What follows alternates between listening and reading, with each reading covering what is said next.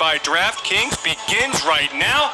I'm Eagles insider Dave Spadaro, along with Fran Duffy. And Fran, it's finally here after this long, tumultuous offseason. Nick Sirianni, the era has begun. A lot of changes, but a lot of excitement. You know, obviously a new era here in Philadelphia, and I'm excited just to see what this team looks like. Obviously, so much discussion about what the roster will look like on both sides of the football. We're not going to get all the answers over the next 4 weeks, but we'll get a little peek of what's to come. Yeah, we got a lot going on here. We're going to bring live practice to you as we go through this training camp period. Of course, there are two public practices on August 8th and August 22nd at Lincoln Financial Field. The cost is $10 per person, and you want to get a glimpse of what this team is all about, please do so. All of the proceeds going to Eagles Autism Foundation. This is all about change, and there's one of the new players, Fran. We'll talk about him at length. The Eagles over the weekend agreeing to terms and then signing cornerback Steven Nelson to a one-year deal, a seventh-year NFL player who's been a starter in Kansas City, a starter in Pittsburgh, and Nick Sirianni, Jonathan Gannon. Hey, Jonathan, we got you some help here. And I find it really interesting, Fran, and I've written about this, the new players coming in, the Eagles adding on short-term deals, low-risk, high-reward deals, veterans to come in and fill some gaps. Steven Nelson among them. Yeah, one of those guys that certainly kind of fits that competitive atmosphere that the Eagles are trying to foster here. Nelson is a fun player to watch. Obviously, the Eagles played the Steelers last year, so I did a pretty deep study on him back last fall. Really competitive corner. He's been a good corner in the NFL for a handful of years now, and he's got inside-outside versatility, which once again is kind of a hallmark of that Eagles secondary. Guys that can play both inside and outside. Nelson is another guy that checks that box. And then here we go. All eyes on number one, Jalen Hurts, the presumptive leader in the quarterback competition. But, friend, and everybody out there, understand this. Nick Sirianni not handing a job to anybody. So this has been deemed an open competition with Hurts, Joe Flacco, Nick Mullins, an experienced quarterback who comes in to fill out that quarterback room. I really think this, Fran, we've been here for a long time. And through the Carson Wentz era, and you get Nick Foles, you go back Donovan McNabb, Michael Vick, Jeff Garcia. I mean, all of these, all the way back for me, dating back to Ron Jaworski. Fascinating what's happening at the quarterback position. Yeah, there's always something to talk about. And I think with Jalen, excited to see him in year two. Yet another offensive system for him to get accustomed to. You go back to his early days in college, it seemed like every year he was dealing with a new system, and he's going to have to learn once again what's going on with this new system here with both Nick Sirianni and Shane Steichen, the offensive coordinator. And I think as we go through this training camp period, Fran, there are going to be so many periods of discovery. And one of them is something you just touched on. What will the scheme look like? Joe Flacco, his skill set much different than Jalen Hurts. So how do you incorporate the damage that Hurts can do with his legs into the scheme? And then if you go with Joe Flacco, you're not going to include the read option with Joe Flacco. Right, and I think to me, like I always reflect back to the segment I did with Coach Sirianni back earlier in the summer, where we broke down some film of his days with the Colts and even with the Chargers. And to me, this offense is going to be predicated on getting playmakers the ball, and whether that means Jalen keeping the football or dispersing it to the likes of Devontae Smith or Miles Sanders, and obviously the group of tight ends, finding ways to get the playmakers the ball in space seems to be one of the hallmarks of this offense. If you're just joining us, welcome to our training camp coverage presented by DraftKings live at the NovaCare Complex. I'm Eagles insider Dave Spadaro, along with Fran Duffy, who brings you the Eye in the Sky podcast, Eagle Eye in the Sky podcast, the Journey to the Draft podcast, our X's and O's expert here on PhiladelphiaEagles.com. And Darius Slay back for his second season with the Eagles at the cornerback position. Getting some help when Steven Nelson joined the team over the weekend. Avonte Maddox has a chance to earn some playing time inside at the nickel cornerback position. Zach McPherson, a fourth-round draft pick. Really interesting group on defense. And then another newcomer, Eric Wilson, who Jonathan Gannon has said will get some time at middle linebacker, the Mike position, the weak side position as well. He has an idea of what Gannon wants to run. And, Fran, we don't know that. All we know is that Gannon comes from the likes of Mike Zimmer and that aggressive, take the football away defensive philosophy. Yeah, it's both kind of trees that he comes from the coaching standpoint, whether it was Matt Eberflus over the last few years out in Indianapolis, or certainly Mike Zimmer previously with Minnesota, they are defenses that fly to the football. And to me, that's what, when the Eagles made changes on the defensive staff, it's all right, well, everyone wants to wonder, is it going to be 3-4? Is it going to be 4-3? I don't even worry about that in today's NFL. What is the identity? And I think that the identity of this defense, when you look at where Jonathan Gannon has come from, it is about flying to the football, playing with violence at all three levels. I can't wait to see these guys start flying around and how they come together as a unit. And so we're going to be bringing you this stream, and we hope you join us every day from the NovaCare Complex when the Eagles are practicing. Of course, we invite you to Lincoln Financial Field on August 8th, August 22nd for your up-close and personal view of Eagles training camp in the Nick Sirianni era. The cost is just $10, all proceeds going to Eagles Autism Foundation. Make sure you check it out on PhiladelphiaEagles.com. Get your tickets now. It is a great family fun evening to watch the Philadelphia Eagles as, Fran, we turn the page from a really changing offseason, a very difficult 2020 in every way, a 4-11-1 record. Nobody saw it coming. So in the NFC East, where anything can happen, no repeat winner since 2003, 2004, I guess the question is, why not the Eagles? No question. And that's what every single team coming into the NFC East every year, you would say, who would have guessed that Washington was going to win a division a year ago? You never know. And that stat that you just named, it's one of my favorite, I guess least favorite stats in all of sports, is the fact that it's been a different division winner every single year for, we're going on almost 2 decades now.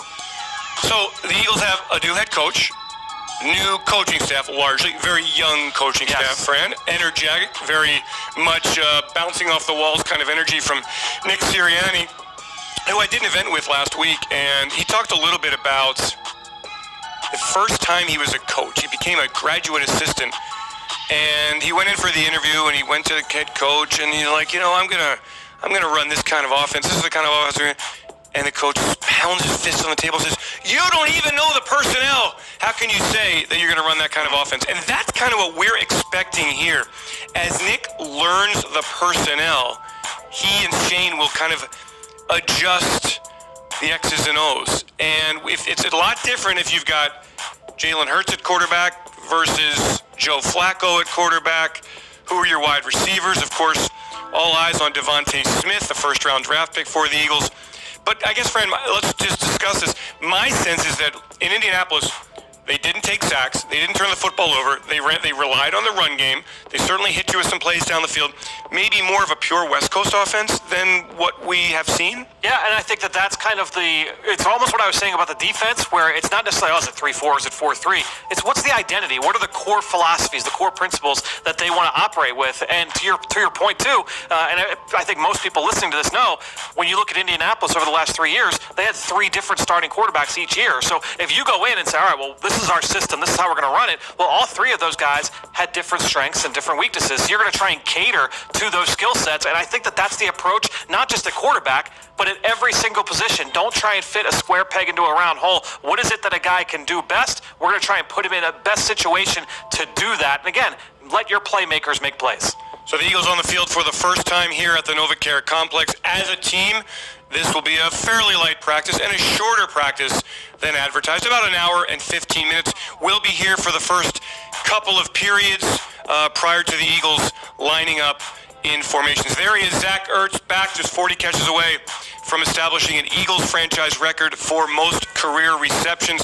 Ertz, by the way, is sporting blonde locks. He's starting over. New year, new Zach for 2021. So, and I really think, look, I've been answering questions since March. What's going to happen to Zach Ertz? What's going to happen to Zach Ertz? Where's Zach Ertz going to be? Well, he's a Philadelphia Eagle, and the Eagles at tight end have a lot to offer as far as targets for Jalen Hurts. With Ertz, with Goddard, with Richard Rodgers, with some young talent there, this is, again, a position where the Eagles just keep on building and developing, not only for 2021, but for years to come. So you can see in this picture, you see Joe Flacco, you see Nick Mullins. Right there is the new quarterbacks coach, Brian Johnson. He comes from the University of Florida. What had happened at the University of Florida last year? Kyle Pitts set the world on fire, was a Heisman candidate for what he did as a tight end. This Eagles offensive staff knows how to get the football to the tight end position. And Pitts, of course, I believe, the fourth overall pick to the Atlanta Falcons. The Eagles will see in week 1 of the regular season. Miles Sanders back for more. Big playmaker, Fran, and what I think is really, let's talk about running backs here. 17-game schedule. You need 4 of them, right, that you can count on. You need 2 of them on the practice squad. You better be deep at the running back position. And while for fans it doesn't seem like a lot, 16 games to 17 games, what an enormous workload for running backs. And for Miles, it's all been about ability, certainly, but durability more than that. Getting him into the open field in the pass game. Looking forward to seeing how this offense incorporates Miles' explosive skills. And think about some of his best big plays a year ago. You think about that long touchdown run against Pittsburgh, the long touchdown run against Baltimore. Those were kind of run plays where it's designed to get the running back a free head of steam up to the second level. That's what you want to try and do with Miles Sanders. Get him in open space, whether that's run game or pass game. And one of the things that also stands out to me watching the Colts offense over the years, watching the Chargers offense over the years, and that's where a majority of this offensive staff comes from. They want to get the football to the running back in the passing game. Think of Austin Eckler and Nyheim Hines and all those guys. They want to try and find ways to get their playmakers the ball. We're going to say the same thing. It's going to sound like a broken record, but you're trying to find ways to get Miles Sanders the football in space with a head of steam. And a weird drop-off, almost kind of a microcosm of the offense last year, the lack of production for Miles in the pass game because he's so good, and he and Carson just not on the same page. The offense out of sync. But we turn the page. We're here. We're live. It's the NovaCare Complex. It's Eagles Training Camp 2021, presented by DraftKings. I'm Eagles insider Dave Spadaro, along with Fran Duffy. And we are just so excited after a long, long off-season to be bringing you pretty much daily coverage of the Philadelphia Eagles from the NovaCare Complex to give you a peek at this football team. Now, we're not going to give away formations, and we're not going to let you let the Atlanta Falcons study the Eagles' tendencies in practice here as they prepare for the opener. But we do want to give you some insight into what is happening with the Philadelphia Eagles. And we'll have updates for you a bit later on any players who are not on the field as far as their physicals, PUP, any COVID-related issues. All of that information is to come as we're going to take a look at somebody who is, you just can't take your eyes off of him. His name is DeVonta Smith, the first pick for the Philadelphia Eagles in the 2021 NFL Draft. Earnest, he is productive, he is mature, he is excited, he is unflappable. Fran, the question is, as a rookie, is he a number 1 wide receiver? That's going to be the question. And what I can't wait to see here with DeVonta Smith is just his usage in camp. And obviously we know that he's going to show up at the catch point. He's just so automatic catching the football. He can line up inside, outside. He's going to be so fun to watch on a daily basis. Okay, some roster moves for you. Tackle LaRaven Clark and safety Rodney McLeod on the active, physically unable to perform list. Landon Dickerson is on the active non-football injury list. Let's see what we got here. Is that it? Here we go. Andrew Adams, safety. Matt Leo, defensive end. And Alex Singleton on the reserve COVID list. And is that it that I'm seeing? I believe so. More.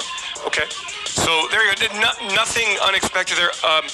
The COVID list is a bummer, though, for a player like Singleton, for a player like Andrew Adams. So I think they have to be out for 10 days.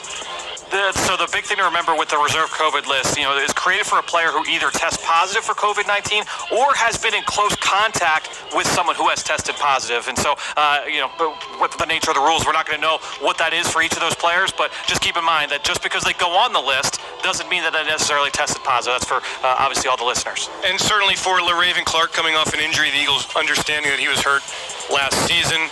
Rodney McLeod injured in December, tore that ACL against the New Orleans Saints. And Landon Dickerson, hey, there is no reason to rush Landon Dickerson back to the football field.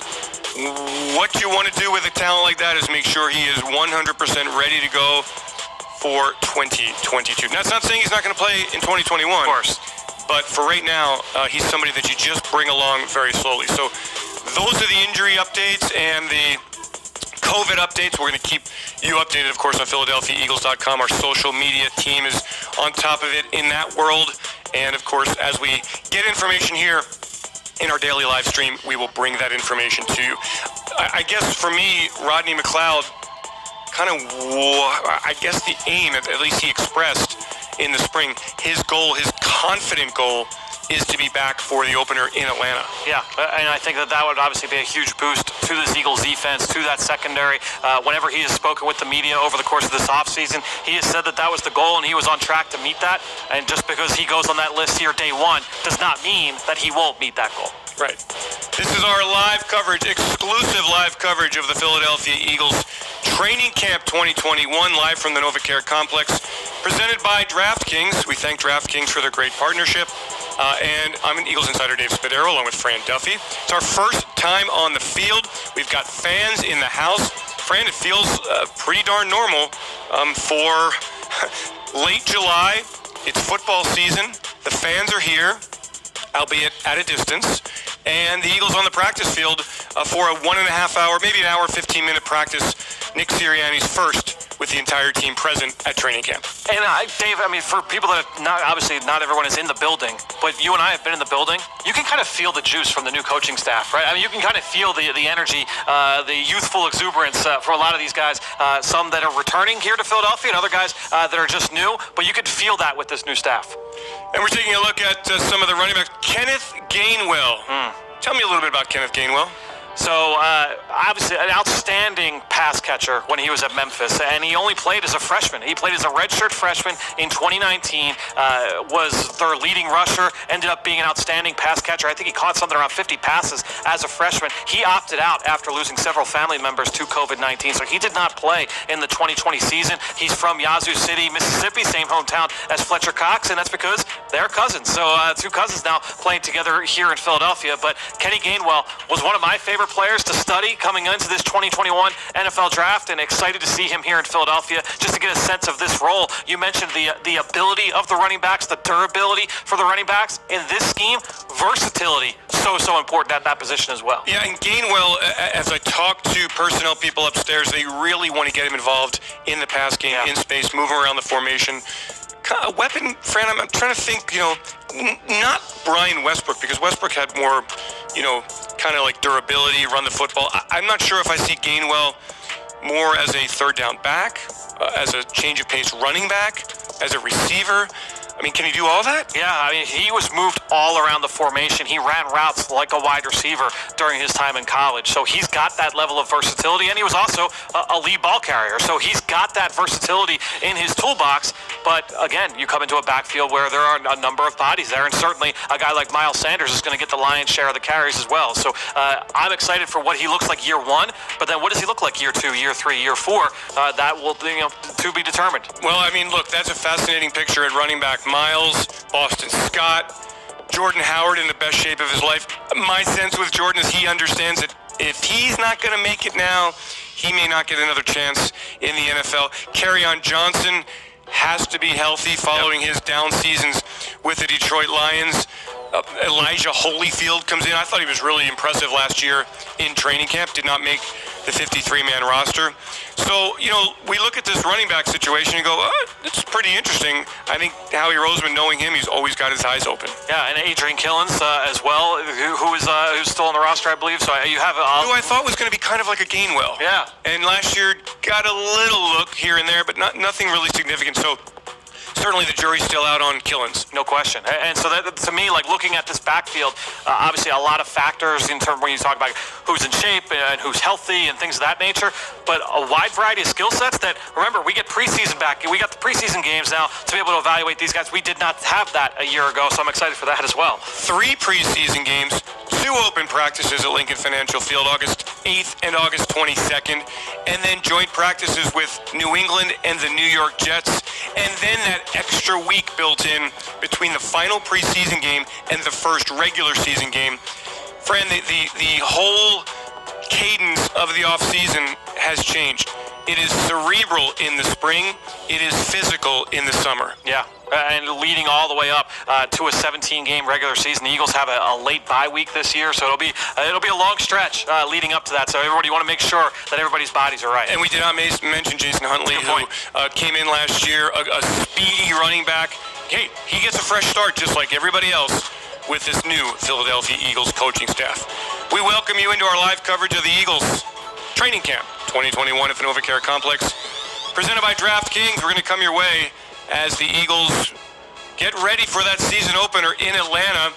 I'm Eagles insider Dave Spadaro, along with Fran Duffy, and we are going to have some fun here looking at the Eagles, learning along with you what this football team is all about. Lots of changes, and there's one of them. Now, the Eagles have not said, hey, you are the starting quarterback, Jalen Hurts, but, it's kind of one of those, every position is an open competition. Yeah. And I think, and you hear that from a lot of coaches.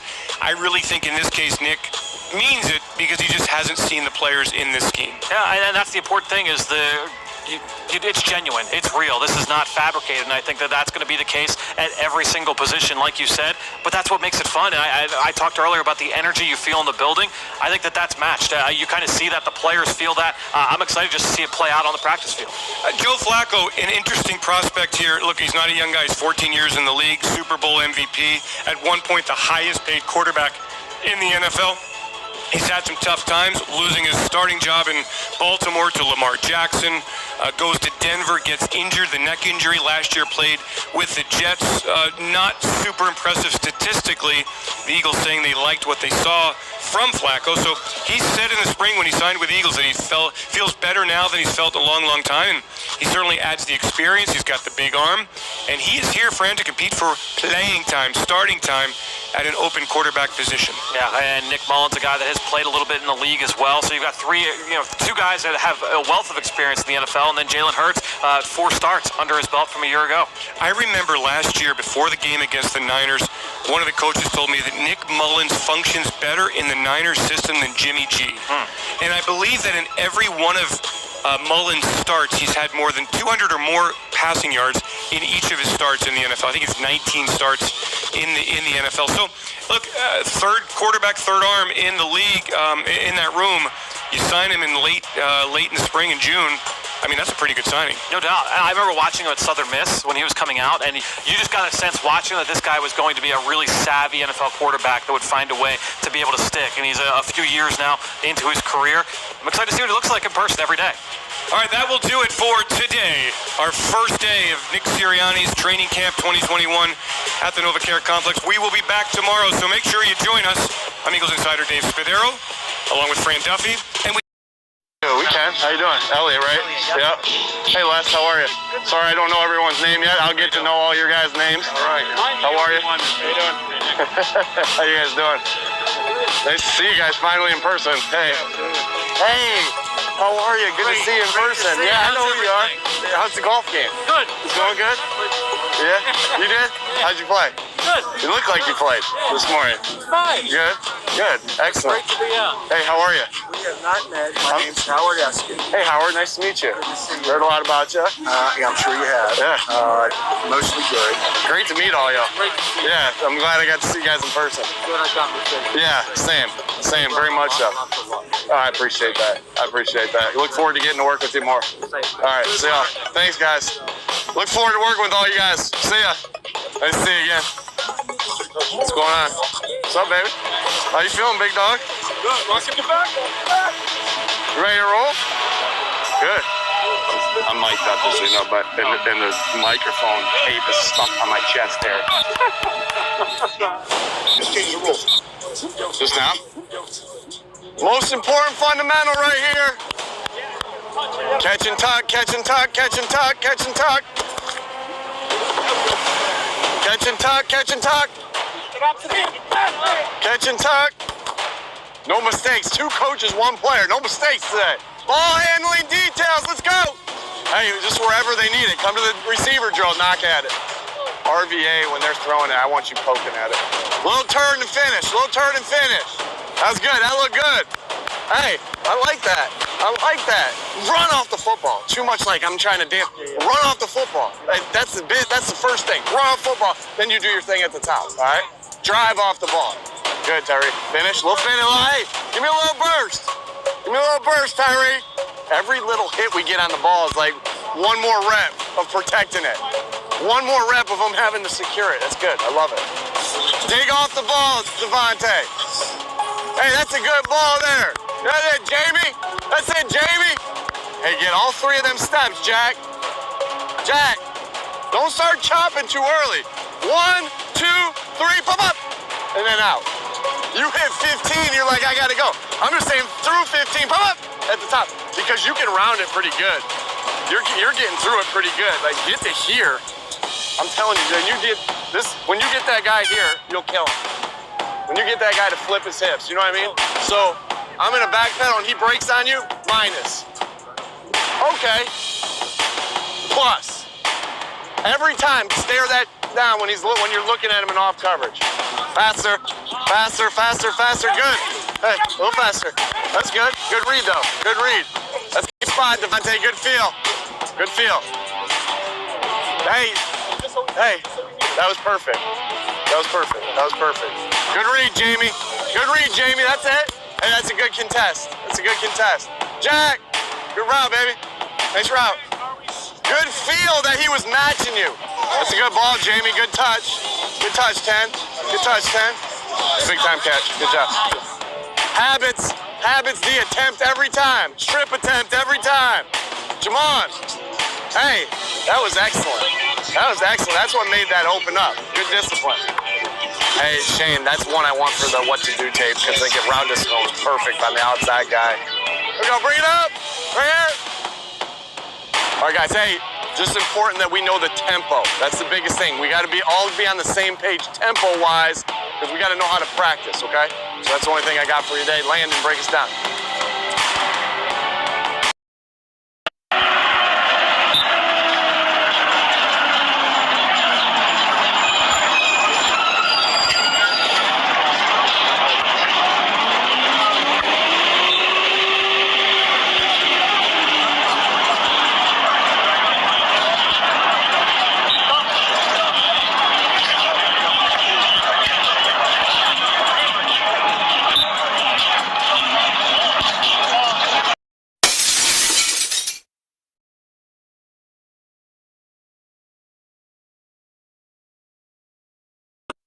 And really just talk about what we saw that day in practice, talk about the different things that we can build on, talk about the good, talk about the bad, and just build. You know, when you climb this mountain, it doesn't happen overnight. You know what I'm saying? You have to be patient with that, but you have to put the time in. You have to remain diligent with your work and put maximum effort in every day. You know, the biggest thing about this football team is 1% better every day. Investing in yourself and to the team every day, and going out there and playing hard. Hey, John, a lot of your teammates talk about your leadership skills, your leadership abilities. Is that something you're conscious of? Is it something that's natural, or is it something that you try because you understand the nature of your position? I don't know what to call it. You know, people lead because their peers let them lead. And I'm a guy where I just go out there and be myself. Like I said, go out there and be myself. I think my biggest thing is ain't nobody gonna follow me if I ain't doing my job. So that's the highest thing that I hold myself to, just going out there and executing and doing it at a high level. And everything else always handles itself. Jalen, you